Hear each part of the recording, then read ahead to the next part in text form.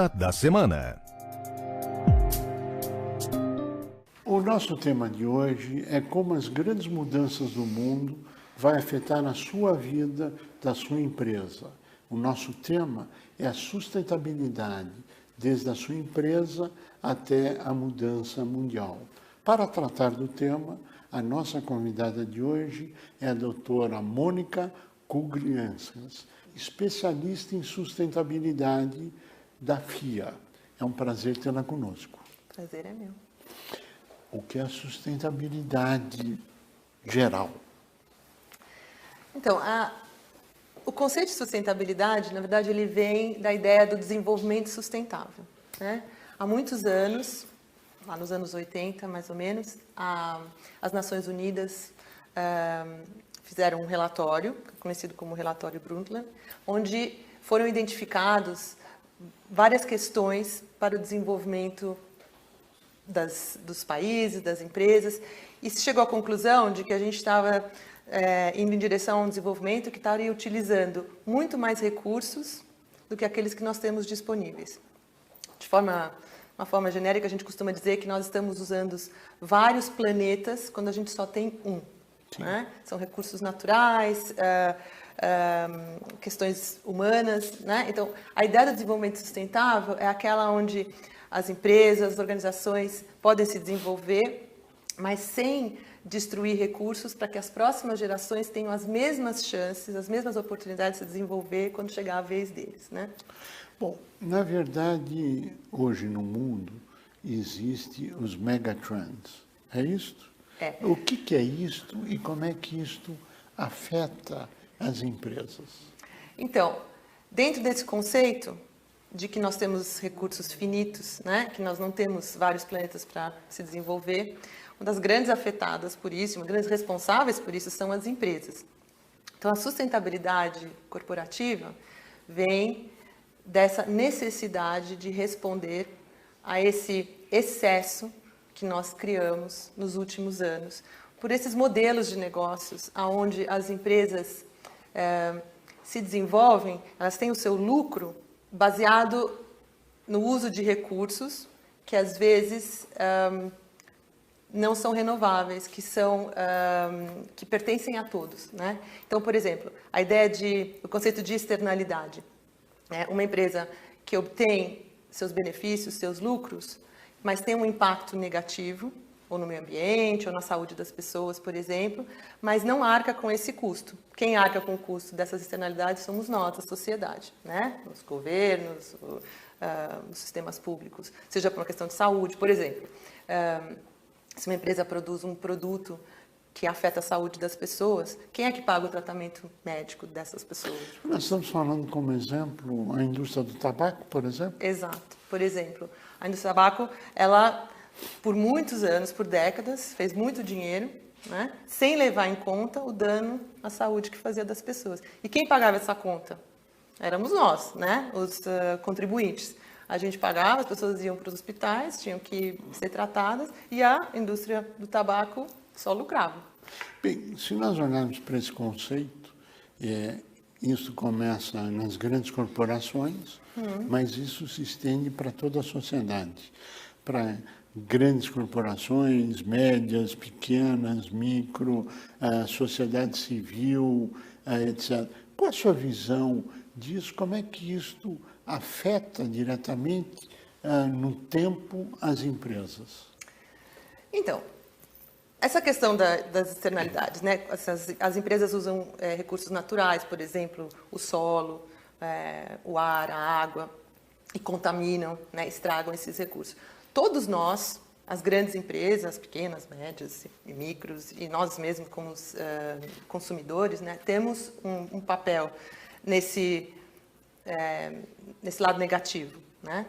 Mas nós também temos um impacto positivo, né, através das nossas decisões. Quando as empresas, ou as pessoas, e todas as organizações tomam decisões positivas para mudar essa situação, então nós estamos caminhando para um mundo mais sustentável, né? Então, a sustentabilidade, a sustentabilidade corporativa especificamente, né, é a resposta das empresas para esse modelo de negócio que já não é mais sustentável, né?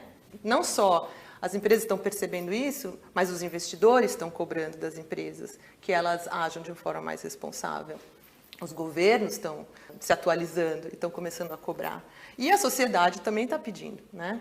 Quando a gente identifica uma empresa que faz um dano, por exemplo, né, nós tivemos o caso da Samarco, por exemplo, que atuou de uma forma muito irresponsável, né? Foi um caso clássico que a gente teve há pouco tempo, mas às vezes até na agricultura, né, quando você usa muitos agrotóxicos ou fertilizantes demais e isso destrói o solo, né, você está destruindo um recurso, um capital natural, um recurso que é de todos, né, e que as empresas não estão pagando por esse dano, né, digamos assim. Na verdade, isso é um processo irreversível.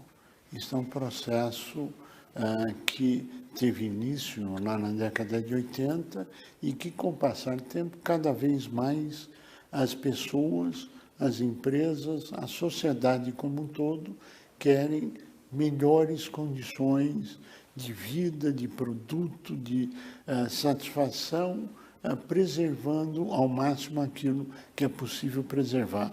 Essa seria uma síntese correta, numa forma extremamente simplista do cenário? Eu acho que sim. Eu acho que, no fundo, essas questões elas se convertem em licenças para operar, né? Se as empresas elas não se atualizarem dentro desse contexto, elas vão perder essa licença para operar. E pode vir de diversos ângulos, tanto a sociedade, né, o consumidor vai votar com a sua carteira, a gente chama, né, comprando produtos mais sustentáveis, mas também as grandes empresas na sua cadeia de valor, né? Por exemplo, as empresas B2B, que são fornecedores das grandes empresas, vão ser demandadas a atuar dessa forma. E, eventualmente, os governos vão cobrar de todas essas, né, da cadeia de valor inteira, tanto as grandes empresas, as médias, as pequenas, as micro, que elas atuem de uma forma responsável. E vão cobrar por impostos, né? Por exemplo, gestão de resíduos, né? Atualmente, pode ter certos resíduos que não são taxados, né? Mas isso deve acontecer muito em breve. Com o passar do tempo serão.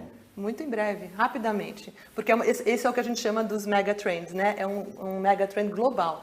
Isso vai vir na Europa, Estados Unidos, países mais desenvolvidos, mas vai chegar na América Latina, no Brasil, com certeza. Agora, vamos trazer essa sustentabilidade para as empresas de uma forma geral. Claro que tudo que foi colocado se aplica às empresas. Mas quando nós estamos conversando, você falou sustentabilidade de curto prazo, de médio prazo, de longo prazo, de corporações. Como é que é esse processo? Quando as empresas consideram a ideia de sustentabilidade, um dos fatores mais importantes é quanto tempo ela quer operar. Por isso que a gente fala da licença para operar, né? Isso pode limitar essa licença para operar. Mas, assim, é importante para uma empresa ter em conta quanto tempo ela quer ficar, sim, que ela quer existir, mercado, né? Ela quer, então, se você falar para mim, eu quero que essa empresa opere por 3, 4 anos, porque depois eu vou vender. Ou eu quero que ela opere por 2 ou 3 décadas. Ou eu quero que ela opere pelas próximas 5 gerações.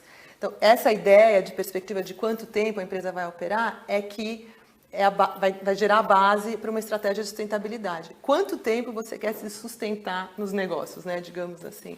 Então, se você tem um horizonte mais curto, as medidas elas são mais imediatistas, né, elas são mais de curto prazo, realmente. Mas se você está olhando no longo prazo, então a estratégia de sustentabilidade ela contempla ações muito mais profundas, relações muito mais de longo prazo. E aí é que muda a perspectiva do empresário, né? Todas são legítimas, não é claro. Que uma é melhor ou pior, mas ela atende, né, a visão do empresário naquele momento. Agora, quem consegue se adaptar mais rapidamente a essas mudanças impostas pela sociedade? Então, os pequenos empresários? Eu acho que os pequenos empresários, nesse caso, levam uma vantagem competitiva importante. Eu vou explicar por quê. As grandes questões da sustentabilidade requerem inovações fundamentais. Não só de produtos, mas de processos, de relações, de parcerias, né? São modelos diferentes de ver as coisas, né? De fazer, não o que a gente tem até agora. Tudo isso precisa ser reinventado, melhorado, modificado.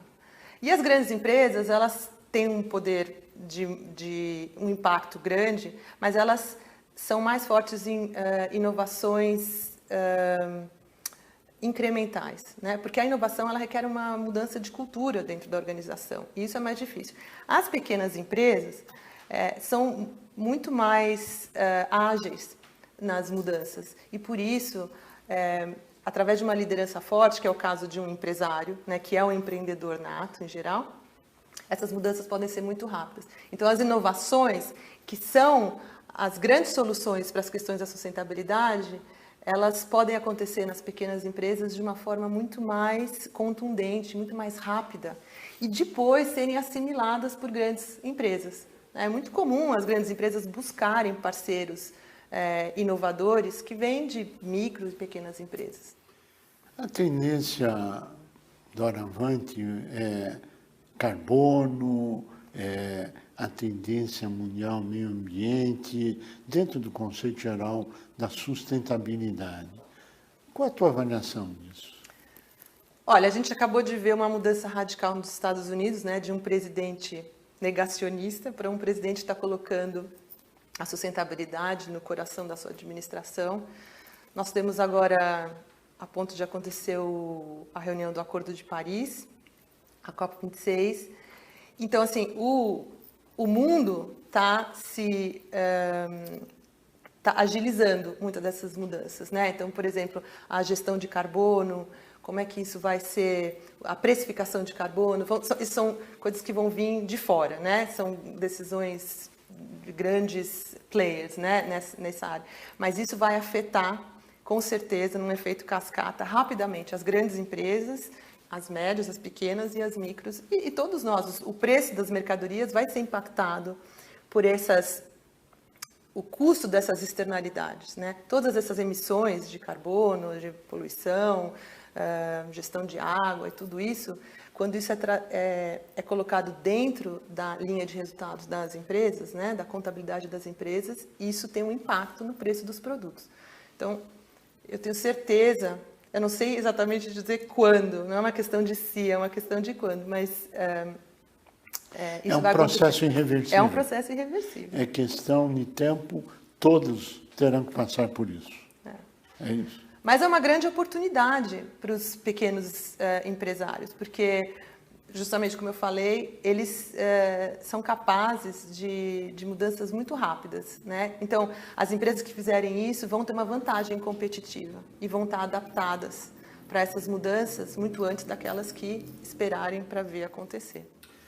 Doutora Mônica Kugrianskas, que nos honra com a sua participação, que você está só 2 semanas no Brasil e veio gravar conosco, nosso mais profundo agradecimento e obrigado pela transmissão do conhecimento acumulado e que a tendência de melhoria e da sustentabilidade seja a tônica na vida futura de todos nós. A você que esteve conosco, o nosso mais profundo agradecimento, com a certeza que estaremos juntos na semana que vem. Até lá!